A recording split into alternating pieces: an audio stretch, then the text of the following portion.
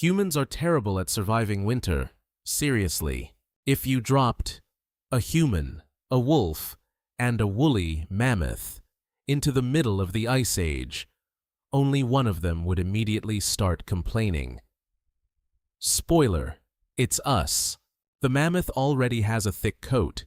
The wolf has thick fur, sharp teeth, and knows exactly how to survive. Humans? We're basically anxious monkeys pretending we know what we're doing. No claws, no fangs, no thick fur. We can't outrun most animals. We can't smell danger from miles away. And once the temperature drops, we start shivering almost immediately. Which raises a really awkward question. Around 20,000 years ago, huge parts of Earth were buried under ice. Winter could last for months. Food became scarce. Predators were everywhere. By all accounts, humans should have disappeared.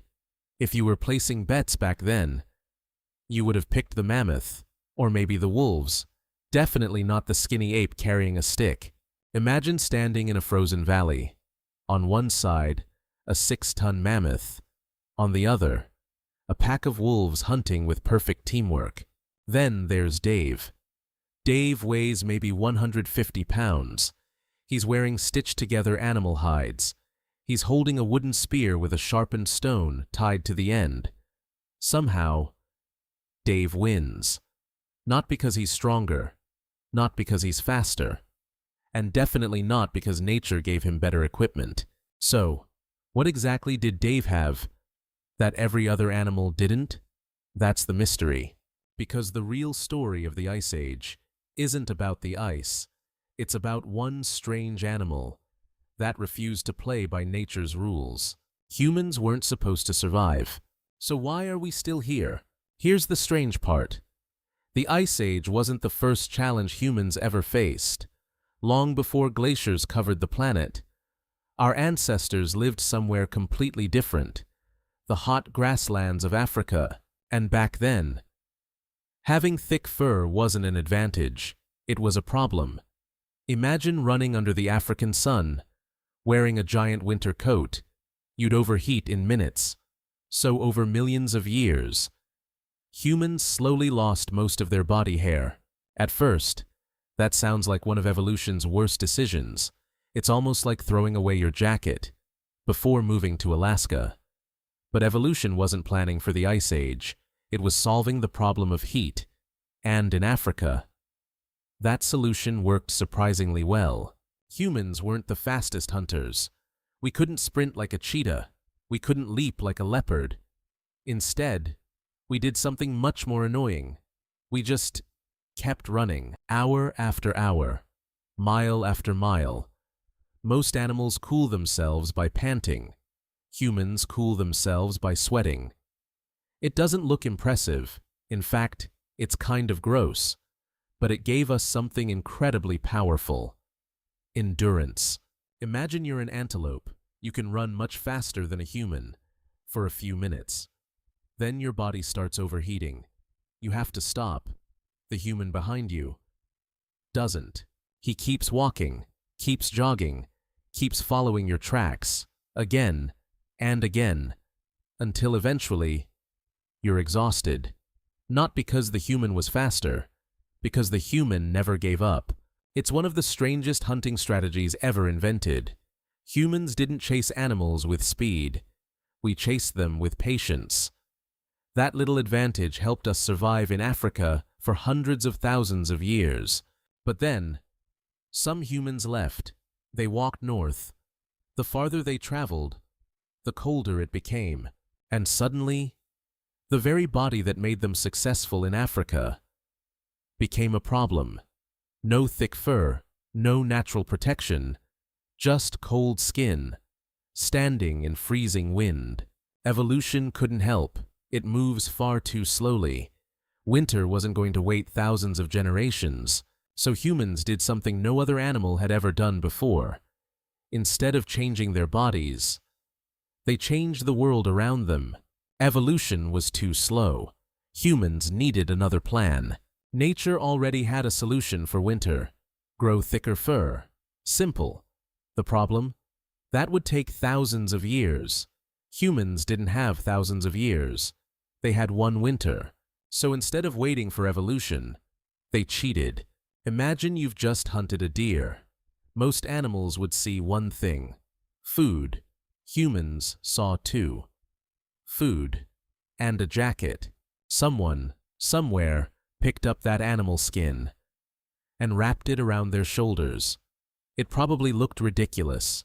It probably smelled terrible. And it definitely wasn't comfortable. But for the first time, the cold wasn't winning. That tiny idea changed everything. Because humans discovered something no other animal had ever figured out. You don't always have to change yourself. Sometimes, you can change your equipment. Think about a wolf. A wolf is born with everything it needs: its claws, its teeth, its fur. Those are the same on the day it's born, and the day it dies. Humans are different. We're probably the only species that spends its entire life collecting upgrades. Animal skins became clothing, bones became needles, plant fibers became rope, stone became sharper knives, wood became stronger spears. Every new tool made humans just a little better than they were yesterday. Not stronger, smarter. That's an important difference. Most animals survive because evolution upgrades their bodies.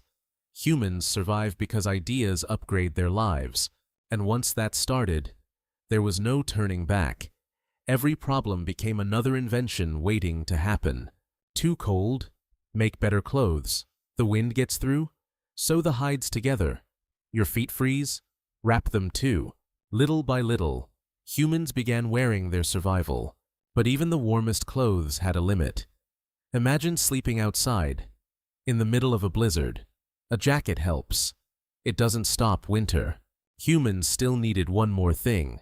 Something that could turn the coldest night into a place worth staying. Fire. The first upgrade wasn't to the human body. It was to the human toolkit. Fire is one of those inventions that's so familiar. We barely think about it anymore. But imagine seeing it for the very first time. Not in a fireplace, not on a candle, but in the middle of a frozen wilderness, where one mistake could mean freezing to death before sunrise. Most people think humans discovered fire so they could cook. Cooking was important. But before food, fire solved a much bigger problem. It gave humans another sunrise. Picture an ice age night. The temperature is dropping fast. The wind cuts through the trees. Somewhere beyond the darkness, a pack of wolves is waiting. Then someone feeds another branch into the flames. Everything changes. The light pushes the darkness back. The heat pushes the cold away. Even the wolves keep their distance. For the first time all day, you aren't running, you aren't hunting. You can finally sit down. That doesn't sound like much, but it changed human history.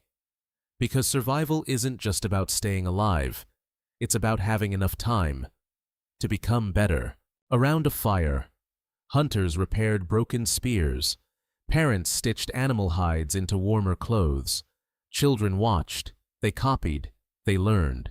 No classrooms, no books, just people sitting around a fire, passing ideas from one mind to another. That's something every other animal struggles to do. A wolf can show its pups how to hunt, but it can't explain why one strategy works better than another. Humans can. Every conversation made the next generation a little smarter. Every story carried a lesson. Every mistake became someone else's shortcut. In a strange way, fire didn't just keep humans warm. It kept ideas alive, and ideas spread much faster than evolution ever could. That's why humans didn't have to wait thousands of years to improve. They could become better every single winter. Eventually, those winters pushed humans farther and farther across the world, until one day, they reached a place where the ocean simply disappeared. Fire gave humans more than warmth. It gave them time to learn. Here's my favorite part of the story. Humans didn't wake up one morning and say, "Let's discover America." That's not how it happened.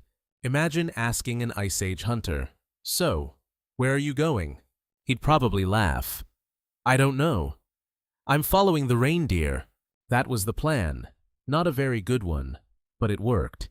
Every year, the herds moved, so humans moved too. Children were born along the journey. They grew up, had children of their own, and kept walking. Generation after generation, nobody knew where the journey would end, because there was no destination. Just one more season, one more hunt, one more winter. Then something incredible happened. The ocean was gone. Well, part of it. During the Ice Age, so much water was locked inside enormous glaciers that sea levels dropped by more than 300 feet. A huge stretch of land appeared, connecting Asia and North America. Today, we call it the Bering Land Bridge. Back then, it was just another place to walk. Think about how unbelievable that is. One of the greatest migrations in human history didn't happen because someone built ships or invented navigation. People simply kept following dinner. No one planted a flag. No one knew they had entered a new continent. To them, Tuesday looked exactly like Monday. Walk, hunt, eat, sleep, repeat. Sometimes history doesn't change because someone makes a brilliant decision. Sometimes history changes because millions of ordinary steps eventually lead somewhere extraordinary. And humans kept taking those steps because by now they were carrying something far more valuable than food: knowledge. Every step carried humans farther. Every generation carried human knowledge even farther. By this point, humans had warm clothes. They had better tools. They knew how to keep a fire alive. So, was that enough? Not even close, because none of those things mattered if they disappeared with the people who invented them. Imagine you're the best hunter in your tribe. You've spent 30 years learning how to survive. You know how to track animals through fresh snow. You know which rivers freeze first. You know where to find shelter before a storm. Then one day, you die. If nobody learned what you knew, it's as if those 30 years never happened. The next generation has to figure everything out, all over again. Now imagine the opposite. Instead of taking your knowledge to the grave, you pass it on. Your children don't start from zero. They start from where you finished. And that's exactly what humans began doing. Around the fire, children watched adults make spears. They learned how to stitch animal hides, how to recognize dangerous weather, how to avoid mistakes without making them first. That's an incredible shortcut. Most animals inherit instincts, humans inherit knowledge, and knowledge can grow. One generation makes a spear that's a little stronger. The next ties the stone on more securely. Another discovers a better hunting route. None of those changes are dramatic, but together, they change everything. It's like putting one brick on top of another. A single brick doesn't look impressive, but keep stacking them. And eventually, you have a skyscraper. Human civilization was built the same way. Not through one brilliant invention, but through millions of tiny improvements, passed from one generation to the next. That's the real reason humans survived.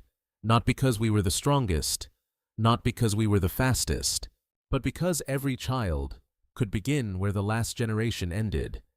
Ideas became humanity's greatest survival tool, and unlike fire, they never stopped spreading. So, did humans actually beat the Ice Age? Not really. We didn't stop the glaciers. We didn't make winter disappear. We didn't change the climate. The Ice Age ended on its own. Nature won that battle. But that's not the whole story, because while the world was changing, humans were changing faster. Every time nature created a problem, humans created a solution. Too cold? Wear another layer. Food disappeared? Follow the herds. The hunt became harder. Build a better spear. One solution led to another, then another, then another. That's when I realized something. The Ice Age wasn't humanity's greatest enemy. It was humanity's greatest teacher. It forced us to think, to adapt, to invent. Without it, maybe humans would have stayed exactly the same. Think about everything you use today. Your jacket, your house, your car, your phone, your computer. They all exist for the same reason the first animal skin did. To solve a problem our bodies couldn't solve alone. In a way, modern technology began long before electricity, long before metal, long before writing. It began the moment one human looked at a problem and asked, "What if I build something instead?" That simple question changed our species forever. And maybe that's what really separates humans from every other animal. A bear survives because it's strong. A wolf survives because it's fast. A mammoth survived because it was enormous. Humans survived because we never stopped learning. That's our real superpower. Not strength, not speed, not even intelligence alone.